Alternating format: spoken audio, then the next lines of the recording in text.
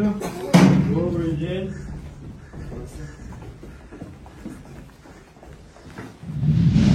Vladimir Putin memang tak pernah main-main dengan ancamannya. Bisa dilihat dari jejak rentetan rudal dan drone pada Senin 26 Agustus terpantau amat dahsyat dengan ancaman terhadap warga sipil yang mengkhawatirkan. Oleh Kepala Angkatan Udara Ukraina, serangan kali ini bahkan disebut sebagai serangan udara terbesar terhadap Ukraina sejauh perang yang masih berlangsung. Melalui laporan BBC yang merilis rekaman di Kiev, ratusan orang terlihat berkerumun menuju stasiun kereta bawah tanah setelah adanya peringatan.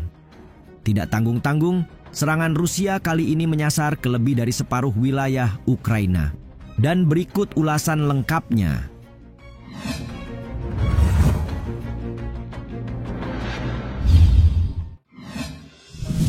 Serangan udara besar-besaran. Gempuran besar-besaran Rusia adalah pukulan telak sekaligus mimpi buruk bagi warga sipil Ukraina. Bagaimana tidak, serangan yang memang menargetkan infrastruktur listrik menyebabkan pemadaman secara luas dan seluruh negara kini berada dalam status siaga. Jika sudah begini, penduduk Ukraina tidak punya pilihan selain mencari perlindungan di ruang bawah tanah dan stasiun kereta bawah tanah. BBC melaporkan setidaknya 7 orang tewas dan puluhan lainnya luka-luka. Sementara di sisi lain, Rusia mengatakan semua targetnya tercapai setelah serangan terhadap infrastruktur energi Ukraina dikonfirmasi pada hari Senin. Ini merupakan salah satu taktik jangka panjang. Apalagi rentetan serangan rudal dan drone dimulai ke seluruh wilayah Ukraina pada Senin malam dan berlanjut hingga pagi hari. Sebuah bangunan infrastruktur sipil yang terkena dampak juga dilaporkan Kepala Administrasi Militer setempat, Oleksandr Vilkul, melalui Telegram. Terjadi di kota timur Kryvyi Rih, seorang wanita tewas dan 5 orang masih berstatus hilang karenanya. Berdasarkan laporan The Week yang mengutip Angkatan Udara Ukraina, Rusia menembakkan 236 rudal jelajah dan supersonik serta pesawat nirawak serang pada hari Senin, di mana 201 diantaranya berhasil dilumpuhkan Ukraina. Komandan Angkatan Udara Ukraina Mykola Oleschuk lantas menyebutnya sebagai serangan udara paling besar Rusia, dengan rekor sebelumnya adalah 158 rudal dan drone pada Desember tahun lalu.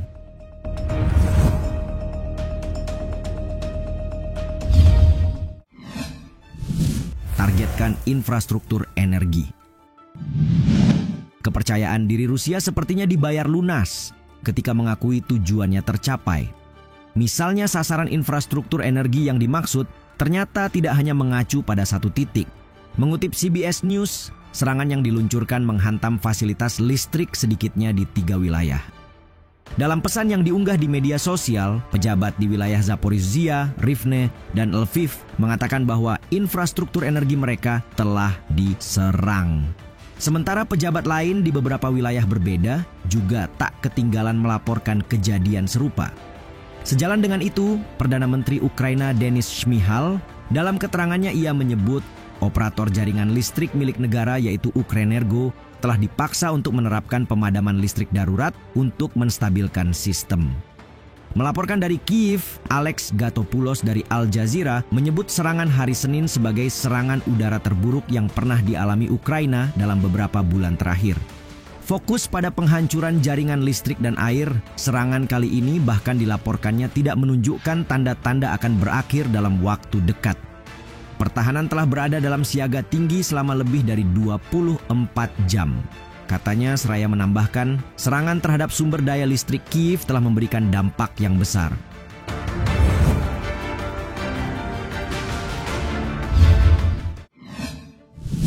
Warga Ukraina jelas jadi korban. Perdana Menteri Ukraina Denis Shmyhal terus memperbaharui informasi yang ia bagikan melalui aplikasi pesan Telegram. Faktanya, sekitar 15 wilayah Ukraina menjadi sasaran serangan, mengakibatkan puluhan orang terluka dan sebagiannya lagi tewas mewakili berbagai sebaran titik yang dilaporkan. 2 pria masing-masing berusia 69 dan 47 tahun dinyatakan tewas dalam serangan terpisah di wilayah Dnipropetrovsk.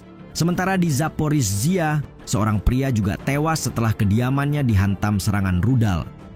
Di Lutsk, sebagaimana wali kota mengonfirmasi, 1 orang tewas ketika sebuah fasilitas infrastruktur dihantam, sedang 5 lainnya terluka dan sebagian besar kota tidak memiliki air bersih. Beralih ke Izium, seorang pria dilaporkan tewas dalam serangan di wilayah Kharkiv.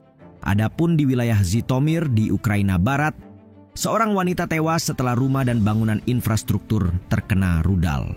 Menurut rangkuman kejadian yang dirilis BBC, serangan demi serangan menyebabkan kerusakan serius pada infrastruktur. Dengan pemadaman listrik terjadi di banyak kota termasuk Kiev dan pasokan air ikut terganggu karenanya. Pembangkit listrik tenaga air di utara Kiev dilaporkan sebagai target baru, padahal fasilitas yang dimaksud merupakan salah satu dari sedikit yang masih tersisa.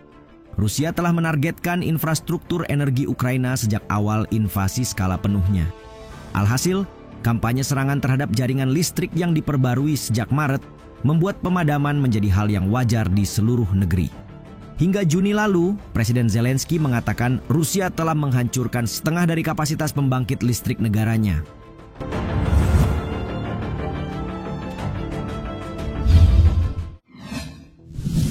Zelensky minta bantuan sekutu.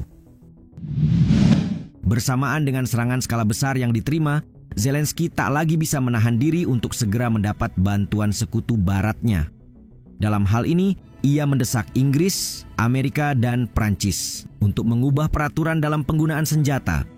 Sebagaimana diketahui, Ukraina diperbolehkan menggunakan beberapa senjata barat, tetapi ada pengecualian dalam penggunaan senjata jarak jauh. Karena itu, Zelensky meminta agar Ukraina diizinkan menggunakan senjata mereka untuk menyerang lebih dalam ke wilayah Rusia. Kita bisa berbuat lebih banyak untuk melindungi nyawa jika Angkatan Udara Eropa bekerja sama dengan Pertahanan Udara Ukraina. CBC News mengutip dalam keterangannya. Menurut Politico, Menteri Pertahanan Ukraina dan penasihat dekat Zelensky akan menyampaikan kepada pemerintahan Biden minggu ini terkait daftar target yang ingin diserang Kiev di dalam Rusia dengan senjata jarak jauh AS. Sejauh yang diupayakan, Ukraina juga mencoba peruntungan dengan menyerang kilang minyak di Yaroslavl, sebuah kota di timur laut Moskow pada hari Senin. Namun tidak ada korban jiwa atau kerusakan yang dilaporkan menurut gubernur regional. Sebaliknya, Kementerian Pertahanan Rusia justru mengatakan pihaknya telah menghancurkan 9 drone di wilayah Saratov yang berjarak 900 km dari perbatasan Ukraina.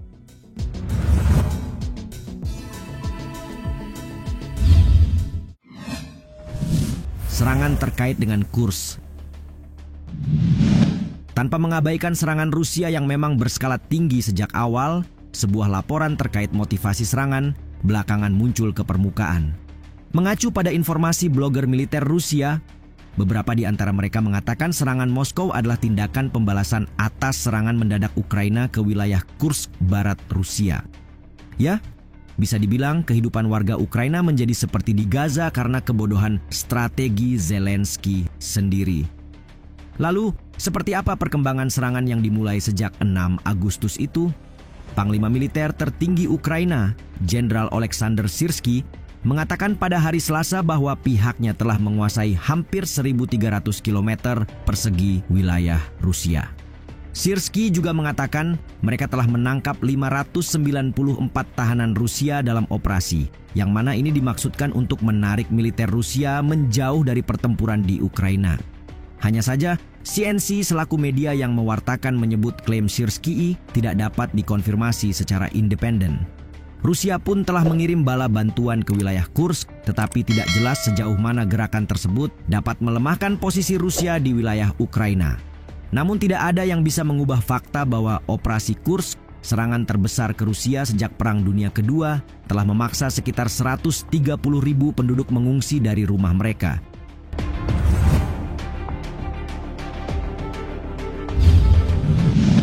Tak lama setelah Ukraina yang menerobos masuk ke wilayah Rusia, Putin memastikan bakal merespon dan dengan optimis menyebut tujuan yang diinginkan akan segera tercapai.